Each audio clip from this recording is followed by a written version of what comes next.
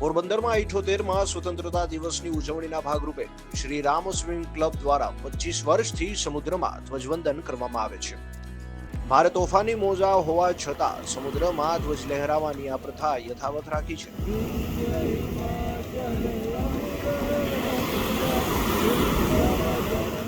પોરબંદરના Shri Ram swimming club દ્વારા 15મી August અને 26 જાન્યુઆરીના દિવસે સંસ્થાના મેમ્બરો મધદરિયે ધ્વજ લહેરાવીને રાષ્ટ્રગીત ગાય છે। આજે પણ મધદરિયે ધ્વજવંદન કરીને રાષ્ટ્રગાન ગાઈ સલામી આપી હતી। સળંગ 25 વર્ષથી સમુદ્રમાં ધ્વજ લહેરાવતા મેમ્બરો ગૌરવની લાગણી અનુભવે છે।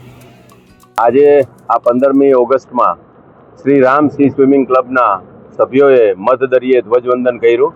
છેલ્લા 25 વર્ષથી આ ધ્વજવંદનનો 26મી જાન્યુઆરી અને 15મી ઓગસ્ટના ધ્વજવંદનનો કાર્યક્રમ મધદરિયે યોજવામાં આવે છે।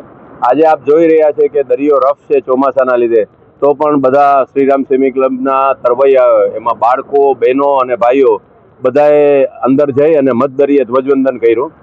અમારો શ્રી રામ સી સ્વિમિંગ ક્લબનો હેતુ એ છે કે આપણા સમાજમાં આપણા બાળકો, આપણા યુવાનો અને સમગ્ર સિનિયર સિટીઝનને બધા જ પોતાની તંદુરસ્તીનું ધ્યાન રાખે, સાહસિક બને અને દેશ માટે થઈ અને રાષ્ટ્ર મજબૂત બને, એના માટે આપણી પ્રજા પણ મજબૂત બનવી જોઈએ।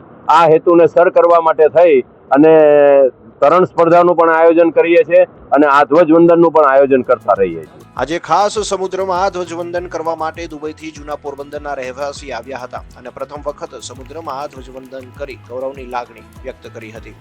અને આ મારો પહેલો એક્સપિરિયન્સ છે ઓશનમાં, કારણ કે પહેલા તો હું સ્વિમિંગ પુલમાં જ કરતી, પણ આજે પહેલી વાર મને થયું કે આજે છે ઓગસ્ટ 15 તો આપણે જઈએ અને નવો એક્સપિરિયન્સ ટ્રાય કરીએ, તો મને બહુ જ મજા આવી અને આઈ થિંક હું પાછું આ શ્યોરલી કરીશ। તમે ક્યાંથી આવ્યા છો? હું દુબઈથી આવેલી છું અને અમારો અત્યારે હોલિડેઝ છે, તો અહીંયા અમે નવો એક્સપિરિયન્સ ટ્રાય કરવા માટે અહીંયા આવ્યા ગુજરાત। રાષ્ટ્રધ્વજ ફરકાવવાથી તમને શું લાગણી? મને તો આમ મારું દિલ અડી ગયું, કારણ કે આમ આપણું ભારત આટલા વર્ષો થઈ ગયા જ્યારે આઝાદી મળી અને આજે અમે બધા સાથે મળીને દરિયાની વચ્ચે જાય અને જ્યારે આમ ઝંડો ફરકાવ્યો તો આમ બહુ જ મજા આવી એમ।